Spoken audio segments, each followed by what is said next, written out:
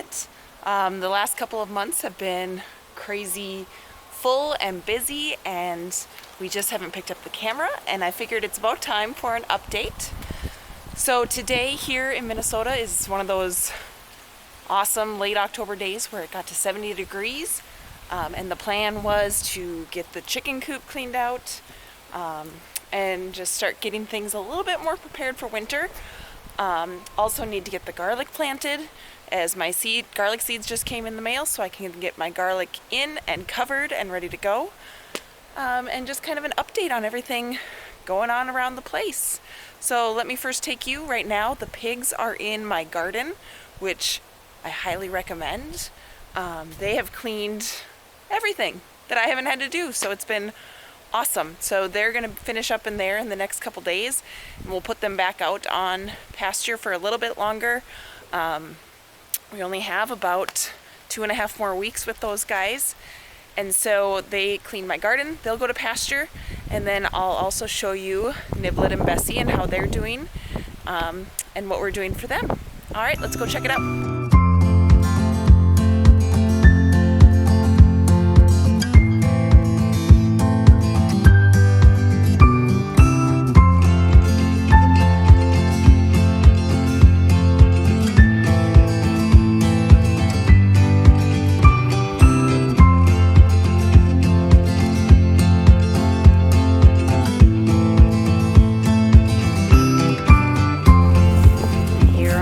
Babies.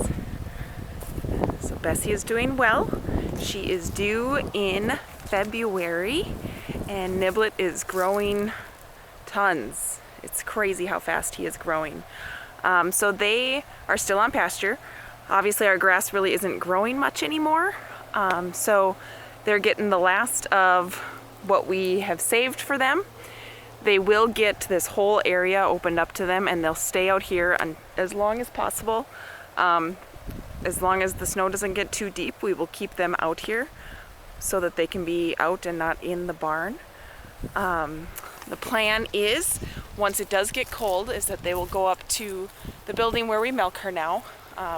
We'll set up an outside area for them, and we'll keep them on deep bedding with all the wood chips that we have received, and do it that way. So we're hoping that we can keep them out maybe through December without having to put them up there, which would be awesome and kind of shorten the winter season for keeping them more cooped up. So we'll see. You never know. Minnesota winter, we did have a little snow a couple weeks ago, and then it's kind of bounced back. So it's one of those, we'll just wait and see and hope for the best, but just right now we're planning for it and getting things ready to go for winter.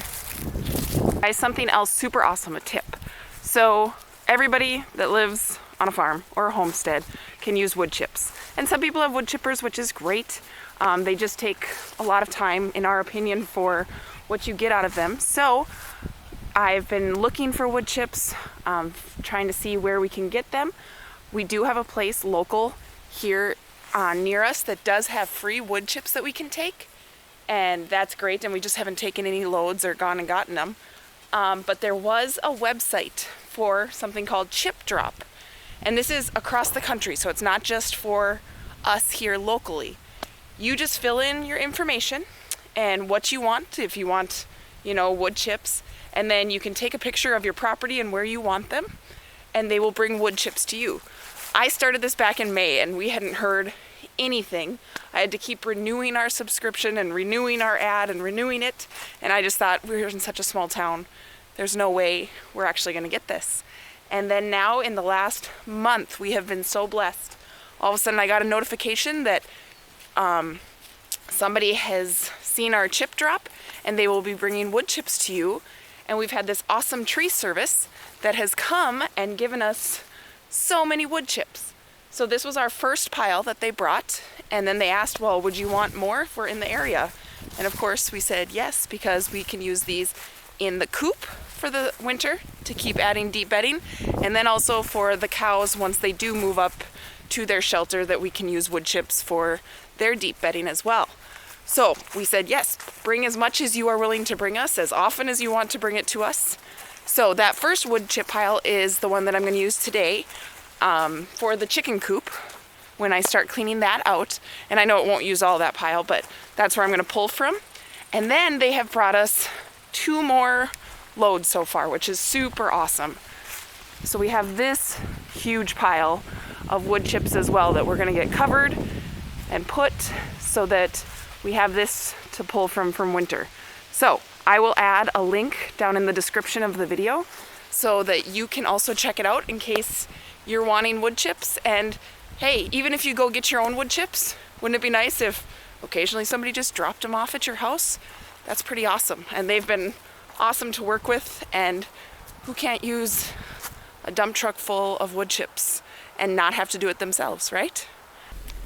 All right, first things first today, before I can do any of my fun outdoor stuff, I need to head to the grocery store. So my grocery shopping looks very different, and it has transformed dramatically over the years. You know, originally when we first started as a family and Luke and I got together, we were buying all of our food from the grocery store weekly, spending $100 to $150 on groceries a week, and sometimes more than that, you know, just splurging on items and not really thinking about the food that we were purchasing. Now it's much more thoughtful and just supplemental now is what I feel. I'm not buying main courses. I'm not buying meat from the stores. I'm not buying my bulk flour, sugar, those types of things from the grocery store. I get those from Azure. So really my grocery store runs are like fruit for one, because we still aren't set up for a lot of fruit at our place. We grew watermelons this year. Our apple trees will produce next year, but we still need to establish all of that here. So I buy fruit every week for us, and then it's just the supplemental things that I need for meals. Maybe I need some spices, or I need some, you know, random thing that goes into a dish that I need to buy. And that's how my grocery shopping looks now. And man, has grocery shopping changed in terms of prices. And I know all of you feel that too, that the prices of groceries has gone up dramatically. So this year I feel so lucky that our first year garden here produced so abundantly to be able to store away all those things for winter and not have to purchase them at the grocery store.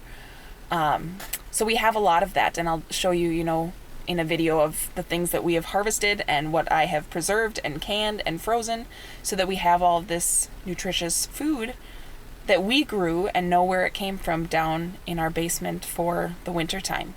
So I'm gonna head to the grocery store, get the couple things that we need for meals this week, and then I'm gonna come home, put them away, then I can get started on the outside chores.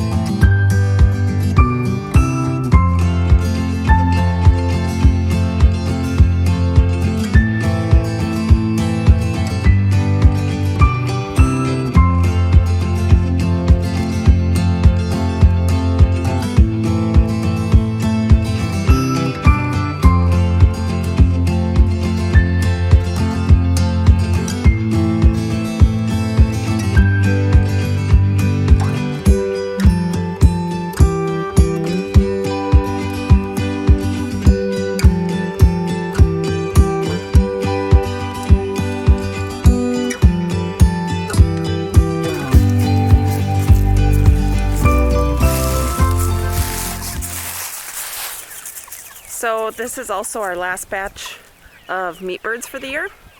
It's been a really, I don't know, tough year for meat birds. They just aren't growing the way we have really hoped. We've only had one batch this year that actually we were able to process at 8 weeks, and they were good size. Otherwise, we've been processing them all at about 12 weeks, which is another 4 weeks of food, and you know, so that's just been kind of disappointing, and we've really tried to see what we can do. These guys we got at the end of August, so we were hoping they would be done and ready to be processed by the end of October. Here we are at the end of October, and they're not ready. So we're keeping our fingers crossed that there's going to be some really nice days in November, so that when we can get them ready, that it's not super cold.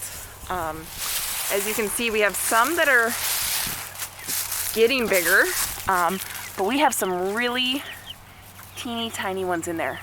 and they're 8 weeks old. So yeah, we're really kind of struggling with just meat birds this year. So we're not really sure. We have some theories as to why we think that might be. Nothing obviously confirmed, but you know, that's just been our struggle this summer. Thankfully, we've still been able to harvest them, and we have a freezer and a half full of chicken, which is great. It just was different and a little bit more costly this year as it took them longer to grow.